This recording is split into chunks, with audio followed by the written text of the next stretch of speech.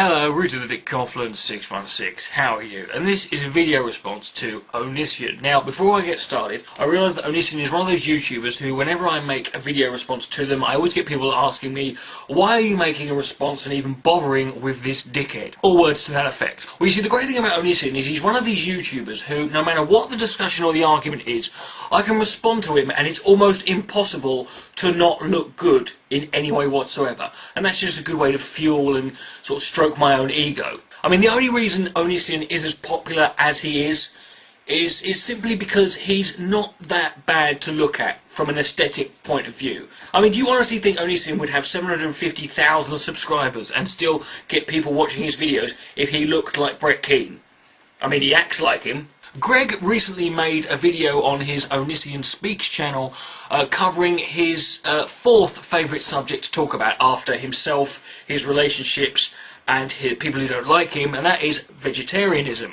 In the video, Greg challenges people to watch all of his videos on vegetarianism and come up with an argument that he hasn't used or addressed in any way. Obviously, that's a bit of a cheeky challenge on the basis that in order to watch all of Greg's videos on vegetarianism, you would need to take the week off fucking work. And so I haven't seen all of them, but I have seen enough, and I know Greg's character and personality well enough to know how I can respond to this. Now, I'm not a vegetarian, but I did spend 9 months as one in the year of 2009, and I never talked about it openly unless I was asked about it by people. Now, there are only two real reasons to become vegetarian in the first place. First one is health reasons, like the doctor says I fucking can't touch a kebab anymore, or the other one is for ethical reasons. You know, you feel that this in some way is going to help diminish in some way the suffering of animals who are going through, you know, high intense processed farming and such. You know, that's the only reason to do it. Now, I was an ethical vegetarian. It took me a while to make the decision to do it. I spent many months pondering, you know, coming up with a justifiably good reason to carry on eating meat that I could sort of explain, and I always found myself lacking in that certain area.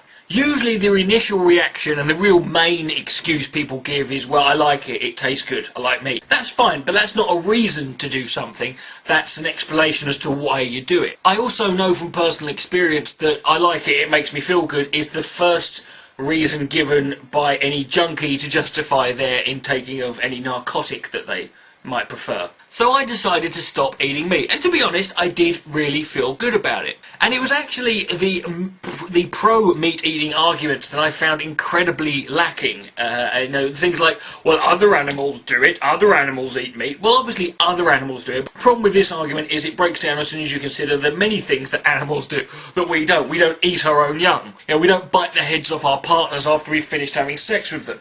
Well, again, some of us don't. Just because animals do it is not a reason for us to do it. We're intelligent beings. We, have got a higher level of understanding of what we can communicate our suffering and pain a lot better than animals can, and also they need to. A lion needs to hunt and kill to eat.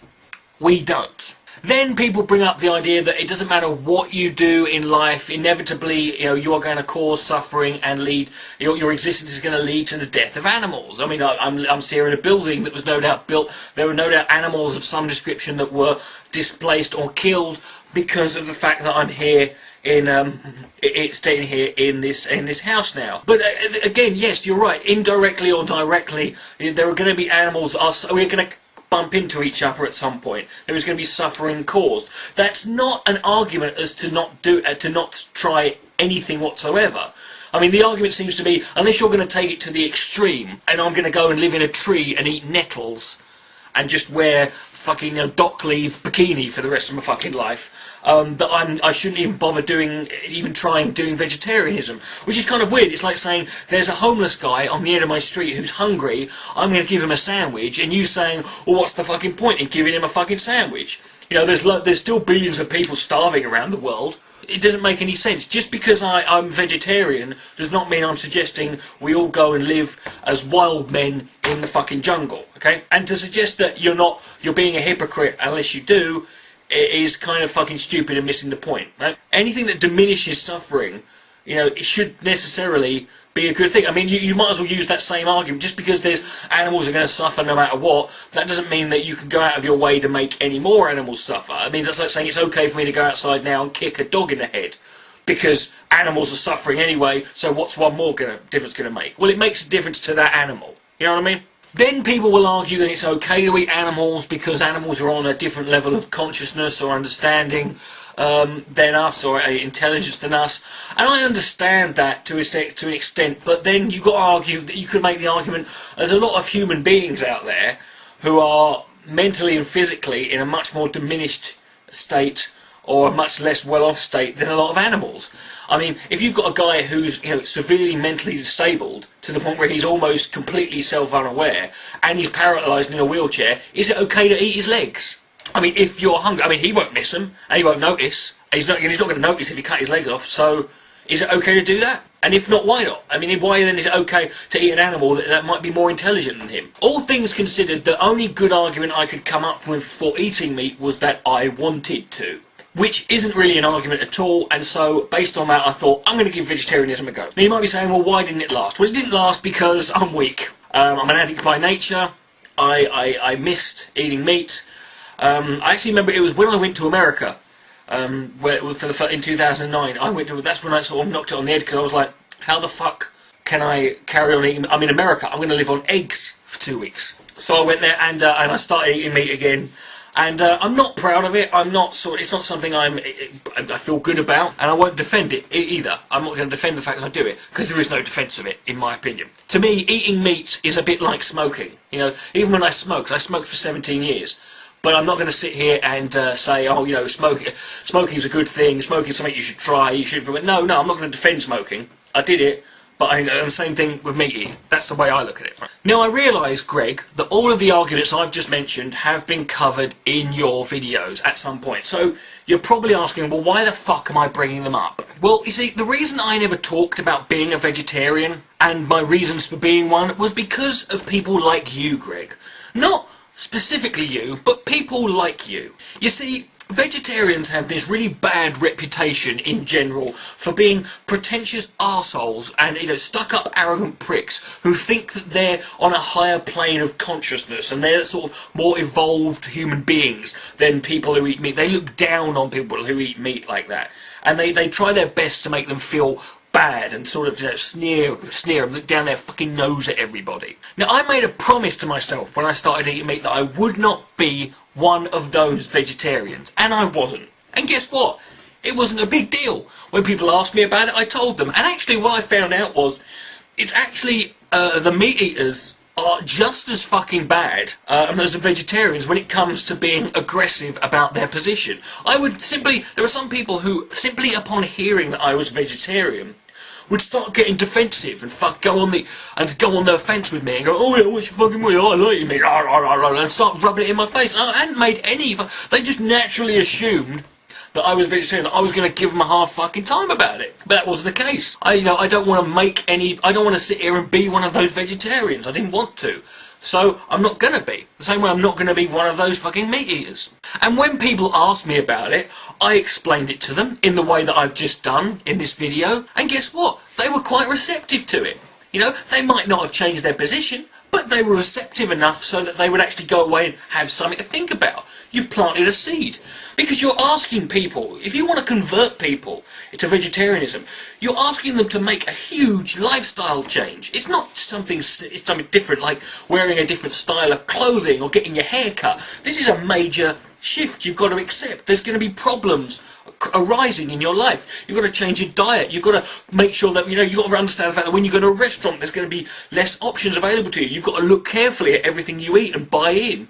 When you go to a dinner party, you've got to be that pain in the arse who they've got to make a special fucking meal for. You know what I mean? You see, Greg, an argument doesn't just consist of words. And you can't just expect human beings to look objectively upon just the words that are consisting your argument. You can't expect them to look at it without emotion. Probably the most important part of any argument is the presentation. And it's the presentation, Greg, that you fucking suck at. When you make a video and you refer to meat eaters as murderers, rapists, cannibals, and state that you hope they get run over by a car and suffer in constant pain, do you seriously expect people to sit there and like you? Do you expect them to sit there and take you seriously? Do you expect them to sit there and actually feel that they're in any way empathetic towards you and think, hey, maybe this guy's got a point? No, they're going to think, what a fucking dick you are. Fuck you, I'm not a rapist or a child molester. Go fuck yourself, cunt. If you want to convince people to make a significant change in their life, it's probably a good idea not to make them hate your fucking guts first off. Now, you're an atheist, Greg. Would you find yourself more likely to believe in God if some ranting, hate-filled preacher came up and ran into your face and said, you're a sinner, you're evil, you're disgusting, you've got no morality, no code of ethics, you're going to go hell and burn? Would that change your mind about God? No. Not that someone who'd be moderate would necessarily change your mind, but it might make you think a little bit more clearly about it. You might not be so fucking, you might not jump back at it and feel so much aggression in your fucking face. Opens up a chance of discussion. You've got thousands of subscribers, Greg. Thousands of thousands, tens of thousands, hundreds of thousands. You've got the opportunity to influence them. And you choose not to, right? So when people watch your videos, Greg, what they do is they come away thinking, well, if being a vegetarian means I'm going to turn into this fucking cunt, I'd rather eat meat until the cows come home. In fact, I will eat the cows when they fucking come home. That's the way it goes, Greg. I used to watch your video. It takes one 3-minute video on vegetarianism from you, and I have this overwhelming urge not just to carry on eating meat, but to go out and jump on kittens' heads, and then pick up the heads of the kittens, and then rip them off, and then drink their blood, and then drink blood of 50 kittens, and then I'm going to go to Linda McCartney's grave and vomit up the kitten blood all over her tombstone whilst masturbating and punching a donkey, right? That's what I'm going to fucking do. That's the argument you have never fucking addressed. That's the argument you've never used, Greg. Why should anyone want to become a vegetarian if the cost of it is their own humanity, which is what you make people believe? Richard the Dick Coughlin, 616. Good night, may God be less.